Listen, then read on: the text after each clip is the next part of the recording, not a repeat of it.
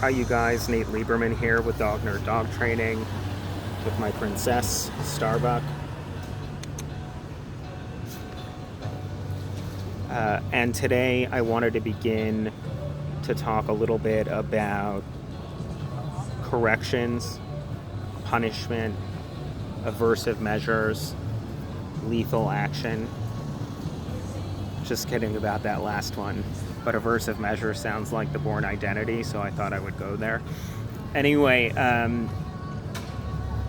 wanted to begin talking about this topic by addressing the reasons why we might have a particular emotional reaction to words like punishment as they pertain to dog training. And I feel it very important to understand the difference between the actions that we take with regard to other human beings and what's at the root of those actions, and contrast that with what we aim to do in sound, balanced, and healthy dog training. And so if you look at the word punishment, if you look up the word, and you look up the etymology of the word, what you will find is that along with ideas of making an experience happen for someone that is going to have an impact on their behavior, there are as many entries for ideas of vengeance, for ideas of heavy-handedness, for ideas of rough handling, for ideas of retribution. And so we need to talk about the difference between how we behave to dogs and people in the world and how dogs and other animals behave toward other animals and the world. And the best entree, the best window into the difference is, for me, is a single word, and that word is ego. And what to me the word ego means is the story that I tell myself about myself. And what ego requires, therefore, is a conceptualized version of time that, as far as we know, based on all the evidence that exists, only human beings have.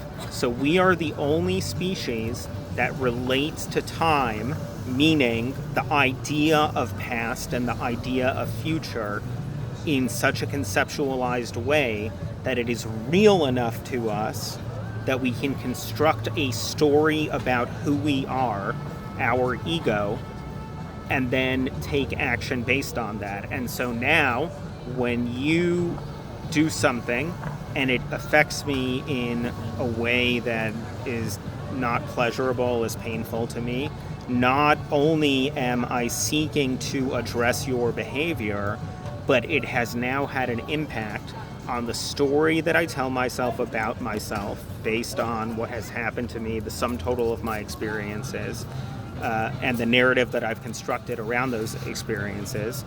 And now I'm going to take action also based on that story.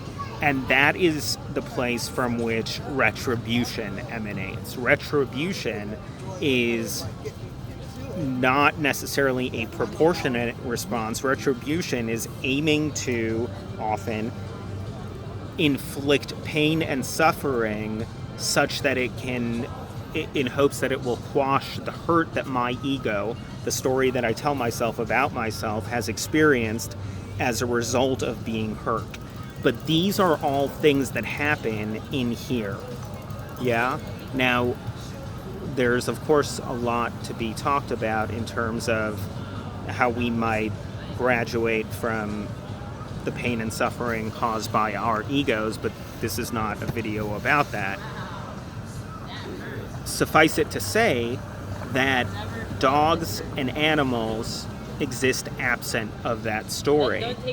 And so when we talk in dog training about aversive measures, we are simply talking about actions that we can take in our lives with our dogs that shape how they will behave in the future, specifically in terms of aversive actions, stuff that will make it more likely that a dog will stop or be less inclined to do something, right?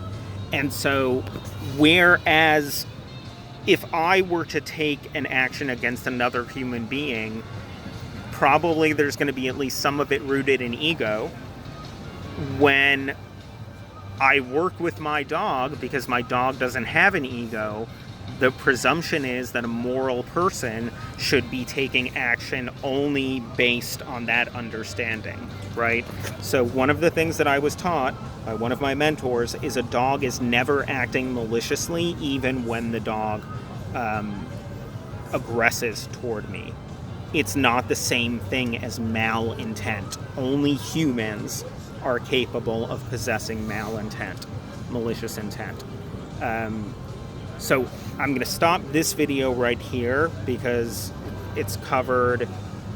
I've talked about a good chunk of it, and tomorrow we will get into a little bit more what a healthy understanding of the use of correction and punishment and aversive measures looks like in dog training, and how we can employ that understanding to most benefit our lives with our dogs. Okay, hope you're having a good one. Sorry this one went really long. Bye.